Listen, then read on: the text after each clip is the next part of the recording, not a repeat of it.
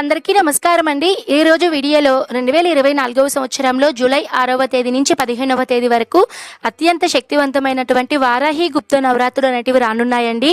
మీరు ఎవరైనా సరే కలశం అఖండ దీపం ఆనవాయితీ ఉన్న వాళ్ళు, లేని వాళ్ళైనా సరే, ఎవరైనా జాబ్స్ చేస్తుండే వాళ్ళు, అలానే ఎవరైనా సరే ఈ 9 రోజులు పూజ చేయాలి అనుకున్న వాళ్ళు ప్రతి ఒక్కరూ కూడా ఈ పూజా సామాగ్రి అనేది తప్పకుండా తెచ్చుకోవాలండి. ఏ వస్తువు కూడా మర్చిపోతే కనుక మీకు పూజ చేయడం చాలా కష్టమైపోతుంది. వీటిల్లో ముఖ్యమైనవి కూడా ఏంటో కూడా నేను చెప్తానండి. ఏ వస్తువు దేనికి ఉపయోగిస్తామో కూడా క్లియర్గా నేను తెలియజేస్తాను. ఎవరు కూడా వీడియోని స్కిప్ చేయకుండా చూడండి. క్లియర్ ఇన్ఫర్మేషన్ మీకు ఈ వీడియో ద్వారా అందుతుంది. ముందుగా అయితే మనము వారాహి నవరాత్రి పూజకు అమ్మవారి ఫోటో అనేది మనము సిద్ధం చేసుకోవాలండి. మీ దగ్గర కనుక వారాహి అమ్మవారి ఫోటో కనుక దొరకకపోతే అమ్మవారిది ఆన్లైన్లో ప్రింట్ అన్న తీసుకొని పూజ చేసుకోవచ్చండి. కొంతమంది ఈ అమ్మవారి ఫోటో పెట్టుకోవడానికి భయపడుతూ ఉంటారండి.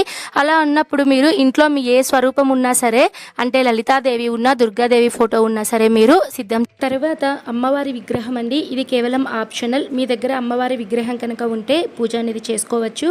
అభిషేకాలన్నీ చేసుకొని పూజ అనేది చేసుకోవచ్చు. లేదు అన్నా కూడా మీరు ఓన్లీ ఫోటోకే మీరు పూజ అనేది చేసుకోవచ్చు. తర్వాత పసుపు కుంకుమ కలిపి మనము 100 గ్రాములు అయితే మనం సపరేట్గా పెట్టుకోవాలండి. ఎందుకండి పసుపు అంటే అమ్మవారు నిండు సుమంగలి కాబట్టి అమ్మవారి దగ్గర మనం పసుపు కుంకుమలు అనేటివి పెట్టుకోవాలండి. అలానే ఎవరైతే ముత్తైదువులు పూజ చేస్తారో వాళ్ళు కాళ్ళకి పసుపు అనేది రాసుకొని పూజ చేస్తే నిండుగా మనము ఉండి మనం అమ్మకి పూజ చేస్తే చాలా మంచిది. అలానే కుంకుమ వచ్చేసి మనము అమ్మవారికి అష్టోత్తర శతనామావళి మంత్రాలు అంటే 9 రోజులు మనం పూజ చేయాలి కదా అండి. చాలా వరకు ఈ నవరాత్రుల్లో కుంకుమ పూజకు ప్రత్యేకత ఉందండి. అందుకని కుంకుమ అనేది ఈ నవరాత్రుల్లో ఎక్కువగా తెచ్చుకొని అమ్మవారికి అష్టోత్తరాలు అనేటివి పఠిస్తారు. ఇంకా పూజకు కావాల్సిన వస్తువులు కొద్దిగా అక్షింతలు అనేటివి సిద్ధం చేసుకోవాలండి. కొద్దిగా బియ్యాన్ని తీసుకొని అందులో 1 డ్రాప్ కానీ 2 డ్రాప్స్ కానీ నెయ్యి వేసుకొని మీరు అక్షింతలు అనేటివి సిద్ధం చేసుకోవాలండి. తర్వాత గణపతి ఫోటో ఉంటే గణపతి ఫోటో అండి. ఎందుకంటే పూజలో మనం ముందుగా ఆదిదేవుడు గణపతికి పూజ చేస్తాం కాబట్టి గణపతికి అయితే మనం పూజ చేసుకోవాలి. మీ దగ్గర గణపతి ఫోటో ఉన్నా లేదా చిన్న గణపతి విగ్రహం ఉన్నా, లేదండి మా దగ్గర ఏమీ లేదు అనుకున్న వాళ్ళు పసుపుతో చిన్న గణపతిని అయితే చేసుకోవచ్చండి. తర్వాత ఒక పీఠంనైతే ఏర్పాటు చేసుకోవాలండి. నవరాత్రులు అనేటివి చాలా ప్రత్యేకత కాబట్టి చాలామంది ప్రత్యేకంగా పీఠం అనేది ఏర్పాటు చేసి పూజ చేస్తారు. కాబట్టి అమ్మవారికి ఆసనం కోసం మనము ఒక పీఠాన్ని ఏర్పాటు చేయాలి. తర్వాత ఒక వస్త్రం అనేది తీసుకోవాలండి. అంటే ఈ వస్త్రము మనకు కొత్తదైనా అయి ఉండొచ్చు, లేదు అంటే ఏదైనా సరే ఉతికిందైనా సరే అయి ఉండొచ్చు. ఎందుకంటే పీఠం మీద వేసుకోవడానికి కొద్దిగా బియ్యాన్ని అయితే తీసుకోవాలండి. ఈ బియ్యం వచ్చేసి అమ్మవారి ఫోటో పెడతారు కదా, ఆ ఫోటో కింద ఒక 3 సార్లు ఓం శక్తి ఓం శక్తి ఓం శక్తి అని మీరు ఆ పీఠం మీద కొద్దిగా బియ్యాన్ని వేసి తర్వాత అందులో పసుపు కుంకుమ వేసి అమ్మవారిని అయితే అక్కడ మనము ఆవహించి కూర్చోపెడతామండి. కాబట్టి బియ్యం అనేది కొద్దిగా తీసుకోవాలి. ఎవరైతే కలశం అఖండ దీపం ఆనవాయితీ ఉన్న వాళ్ళు కలశంలో ఈ బియ్యం అనేది కూడా వేసుకుంటూ ఉంటారండి. దాన్ని తగ్గట్లుగా మీరు బియ్యం అనేది ఒకవేళ కలశంలో వేసుకోవాలని అనుకుంటే ఒక 1/2 kg వరకు అలా బియ్యం అనేది సిద్ధం చేసుకోవాలి. తర్వాత ఆకులు వక్కలు అండి. అమ్మవారికి పూజ అంతా అయిన తర్వాత తాంబూలం అనేది ఇవ్వాలండి. అలానే ఈ ఆకులు అనేటివి తమలపాకులు అనేటివి మనము గణపతి విగ్రహం పెట్టుకోవడానికి, అంటే పసుపుతో చిన్న గణపతిని చేసుకుంటారు కదండి, ఆ విగ్రహం పెట్టుకోవడానికి, అలానే మనము దీపపు కుందులు పెట్టుకోవడానికి తమలపాకులు అనేటివి చాలా బాగా ఉపయోగపడతాయండి. తర్వాత దీపపు కుందులు అంటే 2 దీపపు కుందులను అయితే మనం సిద్ధం చేసుకోవాలి. మా దగ్గర ఒకే దీపం ఉంది అని అనుకుంటే ఒకవేళ మీ దగ్గర వారాహి దీపం కానీ కామాక్షి దీపం ఉంది కానీ ఏ ఉన్నా సరే మీరు పూజలో పెట్టుకోవచ్చండి. అయితే 2 ఒత్తులను కలిపి మీరు దీపం అయితే వెలిగించుకోవాలి. 2 ఒత్తులు కానీ 3 ఒత్తులు కానీ కలిపి మీరు దీపం అనేది వెలిగించుకోవాలి. ప్రత్యేకంగా వారాహి నవరాత్రులలో వారాహి దీపం అనేది ఎక్కువగా కొంటూ ఉంటారండి.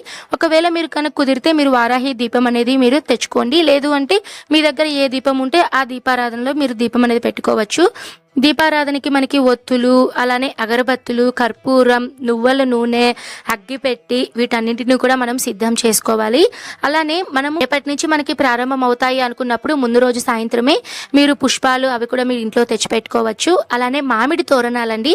ఎవరైనా సరే పూజ చేయాలని అనుకుంటే ఆ మామిడి తోరణాలు గడపకు ఇరువైపులా కూడా పెట్టుకుంటారండి. అలానే పూజ చేసేటప్పుడు అమ్మవారి పక్కన కూడా పెట్టుకుంటూ ఉంటారు.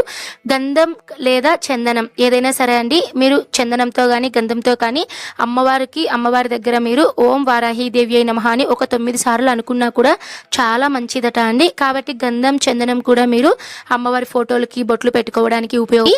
అయితే ఇప్పుడు మనము హారతి ఇవ్వడానికి హారతి పళ్ళెం, అలా ఎవరైతే షోడశోపచార పూజలు చేస్తారో వాళ్ళైతే 2 పంచపాత్రలు అయితే పెట్టుకోవాలండి. ఎందుకంటే ఒకటి మనం పూజ చేస్తాం కాబట్టి మనం ఆచమనీయం చేసుకోవడానికి ఒక పంచపాత్ర, అలానే ఇంకొకటి దేవునికి అర్ఘ్యపాద్యాలను సమర్పించడానికి ఇంకొక పంచపాత్ర అండి. తర్వాత హారతి పళ్ళెం, అలానే మనము గంట, వీటన్నిటిని మనము సిద్ధం చేసుకోవాలి. అన్నీ ఉన్నాయా లేదా అనేది చూసుకోవాలండి. నైవేద్యం విషయానికి వస్తే నైవేద్యం కోసం మీరు బెల్లం పానకం అంటే బెల్లం అనేది సిద్ధం చేసుకోవాలి. అలానే ఇలాచి, అలానే సొంటి, కొద్దిగా మిరియాలు వీటిని ఉన్నా కూడా మీరు వీటన్నిటిని ముందుగానే మీరు తెచ్చిపెట్టుకొని ఆ టైం కల్లా మీరు ప్రసాదం అనేది చేసుకోవచ్చండి. ఒకవేళ ఇవేమీ చేసుకోలేని వాళ్ళు పాలను కూడా నైవేద్యంగా పెట్టుకోవచ్చు. అలానే ఈ నవరాత్రుల్లో ప్రత్యేకంగా అమ్మవారికి బెల్లం పానకం, అలానే దానిమ్మ గింజలు, అలానే చిలకడ దుంపలు అంటే భూమిలో పెరుగుతాయి కదా అండి, కందగడ్డ కానీ ఆలువరి గడ్డ కానీ, ఇట్లా అమ్మవారికి ఈ గడ్డలు భూమిలో పుట్టినటువంటి గడ్డలను కూడా ఎక్కువగా నివేదనగా అయితే చేస్తూ ఉంటారండి. కాబట్టి వీటిని కూడా మీకు దొరికితే తెచ్చిపెట్టుకోండి. ఒక కందగడ్డను మాత్రం ప్రత్యేకంగా తెచ్చుకోండి. ఎందుకంటే వారాహీదేవికి కందగడ్డతో దీపం అన్నా, అలానే కందగడ్డను మనం నైవేద్యంగా సమర్పించిన చాలా మంచిదండి. ఆ కందగడ్డతో దీపం ఎలా పెట్టాలో నేను మీకు తర్వాత టెంకాయ, అలానే నిమ్మకాయలండి, అమ్మవారికి నిమ్మకాయలు మాల చేయడానికి, అలానే నిమ్మకాయని కూడా అమ్మ దగ్గర పెట్టుకొని పూజ అనేది చేసుకోవచ్చు. అయితే ఇప్పుడు నేను చెప్పే కొన్ని పూజా సామాగ్రి ఇది కేవలం ఆప్షనల్ అండి, మీకు ఖచ్చితంగా తెచ్చుకోవాలి అని అయితే నేను చెప్పను. బట్ ఉంటే మాత్రం చాలా మంచిది అని అయితే నేను చెప్తాను. ఎందుకంటే సుగంధభరితమైనటువంటి వస్తువులు అంటే జువాది పొడి కానీ, పచ్చకర్పూరం, కస్తూరి, అత్తరు, ఎందుకంటే అమ్మవారు కదా అండి, అమ్మవారు సువాసన భరితమైనటువంటి కొన్ని వస్తువులను కనుక మనం అమ్మవారి దగ్గర ఉంచితే ఆ వాసనకి అమ్మవారు ఎక్కడున్నా కూడా పరిగెత్తుకొని వచ్చేస్తారట అండి. అందుకనే ప్రతి దేవాలయాలలో కూడా ఎక్కువగా అమ్మవారికి జువాది పొడిని వీటన్నిటిని కూడా ఎక్కువగా అమ్మవారి దగ్గర వేస్తూ ఉంటారు. అలానే మనము ఈ నవరాత్రుల్లో ప్రత్యేకంగా ధూపం అనేది వేయాలండి. ఈ ధూపం కోసం మీ దగ్గర ధూప్ స్టిక్స్ అనేటివి ఖచ్చితంగా కోసం మనము ధూప్ స్టిక్స్ అంటే మనకి కప్ సైజ్ లో వస్తున్నాయి, అలానే స్టిక్ సైజ్ లో కూడా మనకి వస్తున్నాయండి ధూప్ స్టిక్స్. అలానే దశాంగం కూడా అమ్ముతారండి. మనకి ఒక దశాంగం ప్యాకెట్ వచ్చేసి 50 రూపాయలండి. ఈ దశాంగం కూడా మనము కోన్ షేప్ లో ఉంటుంది. మనం వాటిని కూడా పెట్టుకొని మనం ఒక్కరొంత వెలిగించిన తర్వాత అందులో నుంచి వచ్చే ధూపం కూడా చాలా మంచిదండి. అమ్మవారికి ఈ నవరాత్రుల్లో ప్రత్యేకంగా ధూపం అనేది వేస్తే మన ఇంట్లో నెగిటివ్ ఎనర్జీ అంతా తొలగిపోయి ఇంట్లో పాజిటివ్ వైబ్స్ అంటే చాలా ప్రశాంతమైనటువంటి వాతావరణం ఉంటుందండి. ఒకవేళ ఈ ధూపం ప్లేస్ లో అయితే మీకు పంచగవ్య దీపాలు అనేటివి కూడా ఈ పంచగవ్య దీపాలు దొరికినా కూడా వాటిల్లో మీరు కొద్దిగా నూనెను ఒత్తిని వేసుకొని వెలిగించుకుంటే ఆటోమేటిక్గా అది మొత్తం కూడా ఒక 5-10 మినిట్స్ కల్లా ఫుల్ బర్న్ అయిపోతుంది. తర్వాత ది మోస్ట్ ఇంపార్టెంట్ ఏంటంటే మీ శక్తి కొలది అమ్మవారికి మనం తాంబూలం అనేది ఇవ్వాలండి. అమ్మవారికి ప్రతిరోజు తాంబూలం ఇవ్వాలా అంటే అలా ఏం లేదండి. మీరు రోజు పూజ చేసుకున్న తర్వాత చివరి రోజు మీరు ఉద్యాపన చెప్తారు కదా అండి, ఆ ఉద్యాపన చెప్పే రోజున తాంబూలం అనేది ఇస్తే చాలా మంచిదండి. అది మీ శక్తి కొలదండి. మీరు చీర పెట్టుకోవాలంటే చీర పెట్టుకోవచ్చు, అలానే లేదు జాకెట్ అవి పెట్టుకోవాలంటే జాకెట్ ని మీరు తెచ్చుకోవచ్చు. నార్మల్ గా అయితే అమ్మవారికి తాంబూలం అనేది నిండుగా ఎలా ఇస్తారు అంటే చీర, జాకెట్, అలానే గాజులు, ఆకు, వక్క, పసుపు కొమ్ములు, 2 లవంగాలు, 2 యాలకులు వాటిని కూడా తాంబూలంలో పెడతారండి. అలానే కోను, కళ్ళకి కాటుక పెట్టుకుంటారు కదండి, కాటుక, బొట్లు ప్యాకెట్, పౌడర్ డబ్బా, అద్దము, వీటన్నిటిని కూడా తాంబూలంలో పెట్టుకుంటారండి. ఒకవేళ మీ శక్తి కొలది మీరు ఇవన్నీ సిద్ధం చేసుకొని అమ్మవారికి పెట్టుకోవచ్చు.